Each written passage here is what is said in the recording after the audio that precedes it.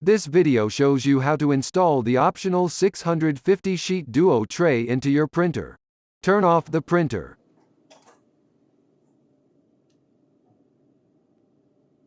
Unplug the power cord from the electrical outlet, and then from the printer. Remove the packing material. The optional 650 sheet Duo tray is composed of a 550 sheet tray and a 100 sheet multi-purpose feeder.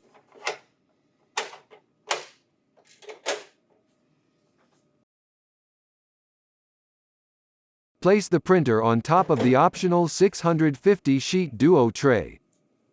When installing multiple trays, place the optional 650 sheet Duo tray on top of the 550 sheet trays.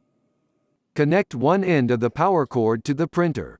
To avoid the risk of fire or electrical shock, connect the other end of the power cord to an appropriately rated and properly grounded electrical outlet. Turn on the printer.